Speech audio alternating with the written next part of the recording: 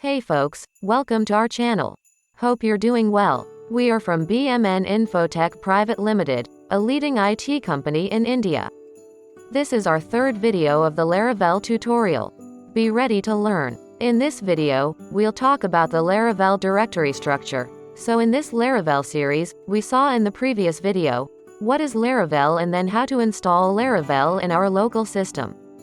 So let's see how Laravel's directory structure works and what we get in Laravel's directories files and folder structure. So before wasting time, let's start. And these are the file and directory structure of the project which we installed in the previous video. If you haven't seen our video before this, then go to the playlist and learn how to install Laravel's project. So we will discuss every folder and the main file. Keep in mind that at a beginner level this is not necessary. We have to know about every file and every folder of the Laravel. Right. There are some files. If you know about this file, then that is great, like where we have to write HTML code, model, controller, routing, file storage, config, and database. We will focus on these topics, but we'll talk about every file. So let's start from the beginning. The app directory is basically for the core code of an application, like a model, controller, and middleware. Next is the console folder, and inside the folder, there is a file whose name is kernel.php. It is used to hold some custom artisan command. Like we just hit command on terminal php artisan serve. What is it? This is a pre-installed command or pre-build command is already built. But we may also need to make many such commands in the future, but as a beginner, you do not need to make your own commands, and if you need to, then you have to mention your commands here. And now we come to the exception directories which contain the handlers.php file. That is used to create our custom handlers. What is the meaning of custom handlers? Whenever any exception will come on your website in your program, whenever there is a runtime error, if you want to handle it, then here you can define the handlers in this file. As a beginner, this is also you do not need to do this. This folder is HTTP, you will always need it, whether you are a beginner or advanced, because we have the fundamental concept of our web app that is MVC, model, view, and controller. So the controllers that are always inside the folder with HTTP are kept, and the model which is there is kept in your folder. So let's see this one in your folder named controllers, and inside it, there is a file controllers.php which Laravel already makes for you, and what it is doing, it extends the base controller. So here we will make all the controllers in this folder. In the future, we will make controllers through artisan commands. So here we will also make nested controllers for websites, admin panels, and APIs. So all the controllers are provided here. Then comes the middleware. What role does the middleware play as a guard, and it decides which route to give access to or not. Let's suppose, for example, if you do not log in, then you cannot go to the profile URL, nor can you go to the logout URL. So the middlewares that are like this are created here.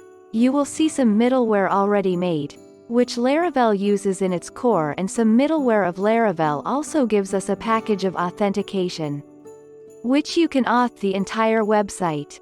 Auth means authentication. In authentication we use login, sign in, sign out, forget the password, change password. These all things are already available in Laravel.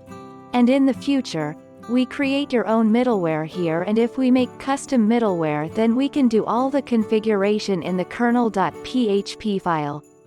See, there are two kernel.php files. First one is under the console and the second one is under app.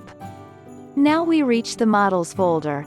Laravel is working on MVC, so now we know little about controllers, and now it's the turn of the models. Our models are containing this folder, and there is already provide a model which name user.php. What is the work of the user.php file in the model folder? It represents the table in the database whose name is user, and in a simple way it provides the whole data regarding user, and we can create our custom model in the Laravel and create so many tables in the database. Suppose our website shows products, fabrics, colors, and many more. We can create more custom models and tables. Now come to the Providers folder, and under the Providers, these are some providers. It provides us services. For all the packages that you will use in the app, internal or external, you will find all the providers here. Now the talk of our app directory is complete here. Now comes our Bootstrap directory. Every person after seeing this folder of Bootstrap always thinks that it represents the CSS of the Bootstrap framework. The main meaning of Bootstrap according to Laravel is quick start any application or any work. Bootstrap helps to speed up your project or application. You can see here as a cache file. It is used to store cache. Whenever we want to go on any route, then every time instead to call internal logic, it should be called from the cache so that the speed is maintained. Now, this is app.php. It is used to handle the app. Here you can see in written format show which file works for what. So the Bootstrap directory is complete. Now here it is config folder. In the config folder all the configurations are stored. We do not need to add or update in config or Bootstrap file as a beginner because here we talk about a base level, so in basic level beginner should work on MVC, Model View Controller. So don't rush, and you don't need to learn all these folders, just need to understand, otherwise you will be confused about the directory structure. Now here you see these folders denote the configuration like mail, cache, session, hashing. In the future, if we log in FB, that dedicated file is stored here. Now there is a database folder that is playing a very important role after model, view, and controller. Inside this folder there is some migration directory. It handles database tables. Till now we go to phpMyAdmin and make tables, but now we have to get the database managed from this migrations to help to all this functionality. Factories and seeders to help create a fake data means when we run our application or website for testing, then we don't have any data at that time. We create fake data with the help of factories and seeders. Now there is a public folder. Inside the folder there is a .ht access file and index.php. These files are loaded first. When you write PHP artisan serve, and the file that gets loaded first at that time is the index.php file. Then here robot.txt. These files are related to search engine optimization. Then comes our most important files, which are routes. If you go from model to view or from the controller to view, or if you open a page to the user, then the page that is being opened with the help of web.php. We put the root of view page here. The welcome page is in resources under view, and here it is the welcome blade.php file. So guys, Blade is a templating engine that provides Laravel. We will talk about this in a dedicated video, so we can keep CSS, JS, language files in resources folders, and we can also create a multi-language website. Then a view file helps to create a view for users. That means displaying something on the screen is possible with the help of view file. In view file we make different directories for front-end, back-end, admin to store in view. Now coming back to the root, there is web.php which handles web routes, and APIs.php handles the API's routes. So you need to make different routes for APIs and web so it will not conflict with the same name in root. So here are channels.php, console.php, channels.php. If you do any broadcasting from your app, then it will help you in that, but as a beginner, you don't need this. Mostly beginners are only used web.php files for web routing because they are not able to make APIs, but after learning Laravel or having some experience they will work on APIs. Storage directory is handled to store the data of the website. If in future you store some uploading files or upload resume to your site, so all that things handle under the storage directory.